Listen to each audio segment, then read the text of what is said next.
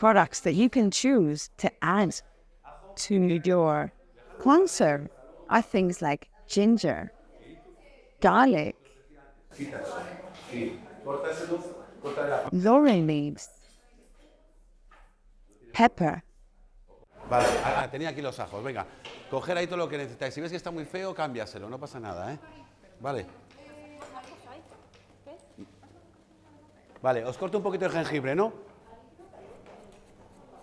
Te lo voy a poner grande, para que luego puedas diferenciarlo bien, ¿vale? ¿Alguien más quiere jengibre? Cógete ahí unos poquitos si quieres. Cógete más si quieres, sin miedo.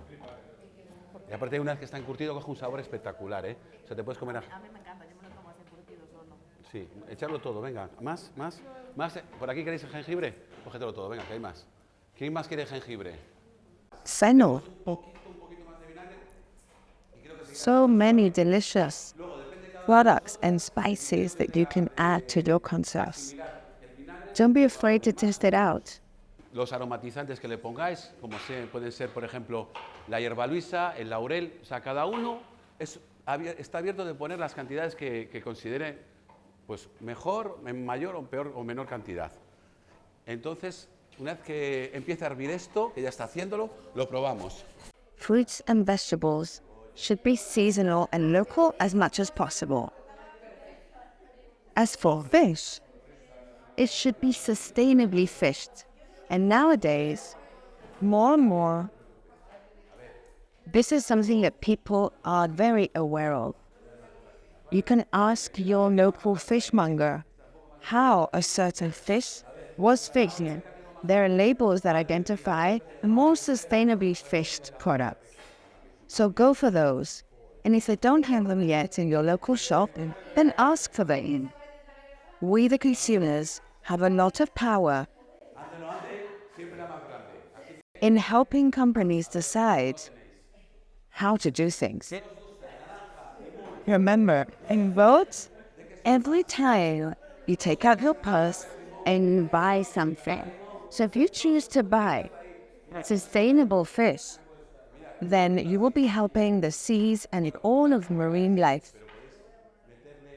This is a great way to contribute to caring for the planet and lowering your interest.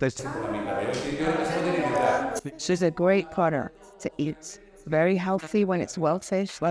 And it has wonderful nutrients, like a great proportion of omega-3 and omega-6 fatty acids, as well as many other nutrients that will really help your health. So eat fish and seafood now and again. As for meat, it is something that is necessary for a healthy diet. It's not true that you should stop eating meat in order to care for the planet.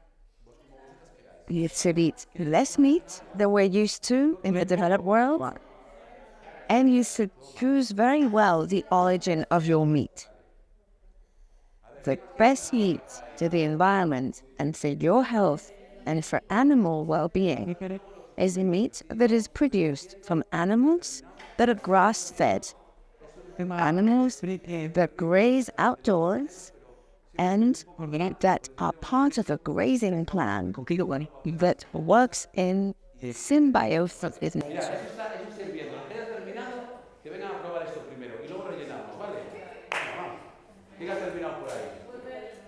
Healthy soils need nutrients. And the best way to get nutrients into the soil is through animal dung.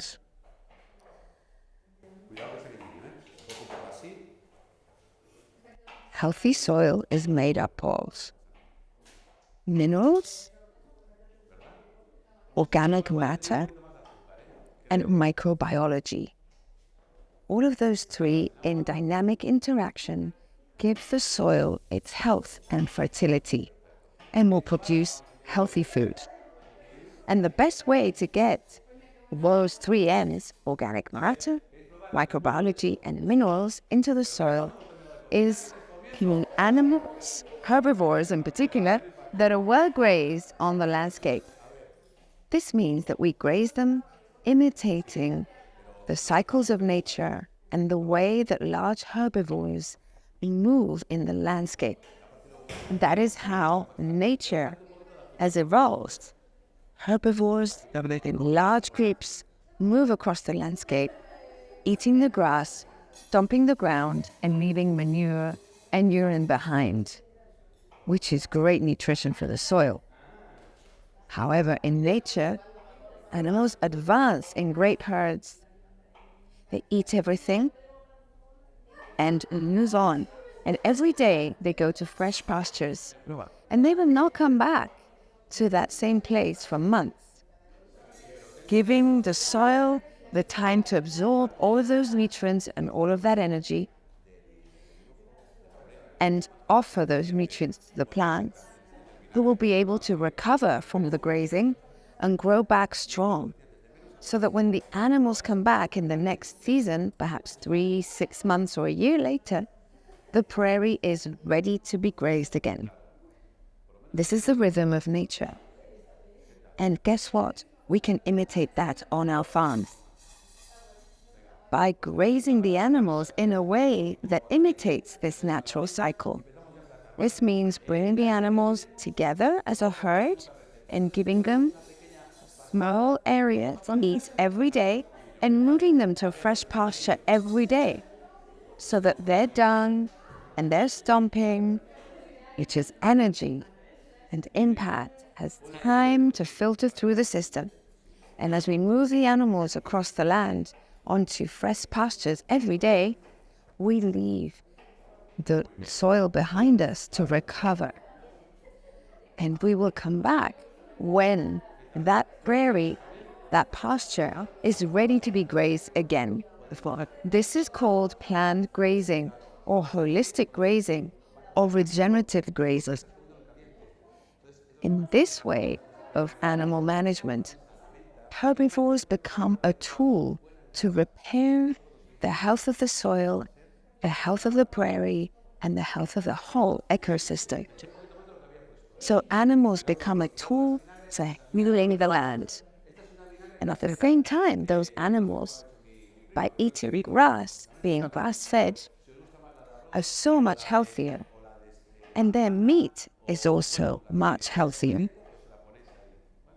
That meat will be full of nutrients such as omega-3, omega-6, conjugated linoleic acid, CLA, which is an essential nutrient, especially for our nervous system and our brain.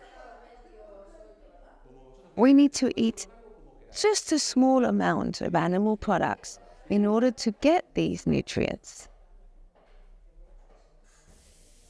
So even if you prefer not to eat meat, you're well advised to consider eating butter and milk from animals that have been grass-fed on landscapes where there are no toxic chemicals being used.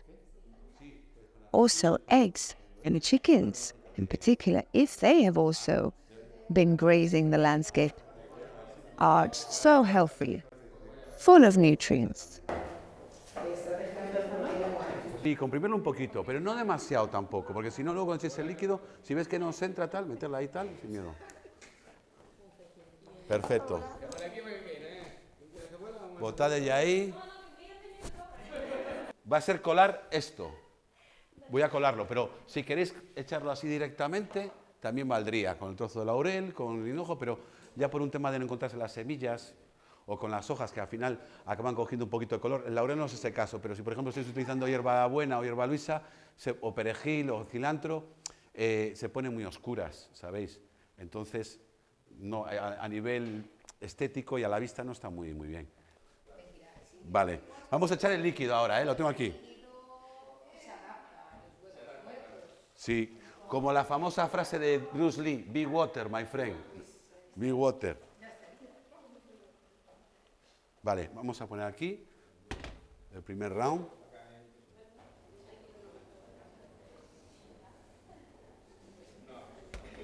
Chicas, vamos a hacer así uno, por ejemplo aquí mismo ya, hacer un bautizo. La idea es que esté prensado, pero tampoco súper mega prensado, porque si no, el agua no llega abajo. Ese está perfecto.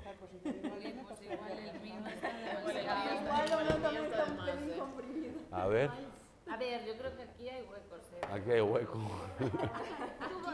Once you have your freshly chopped vegetables and whichever lovely herbs or additives you want to put in for flavoring, such as orange, lemon, herbs, ginger,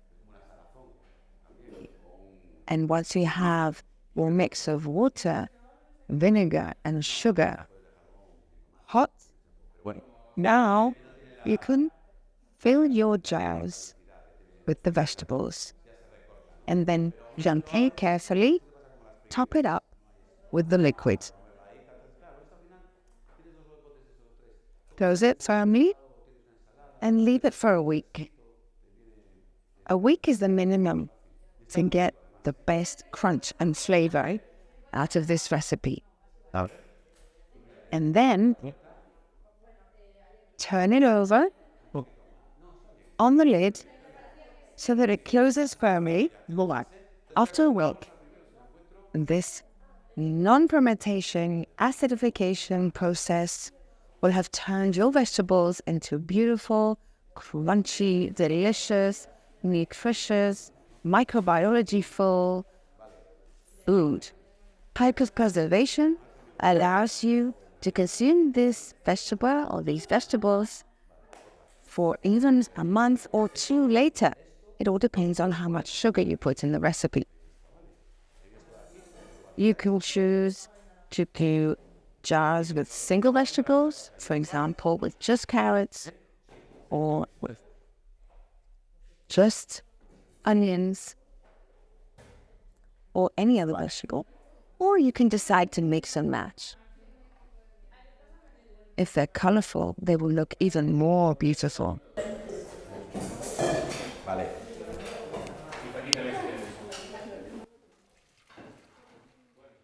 ¿Cuántos faltáis?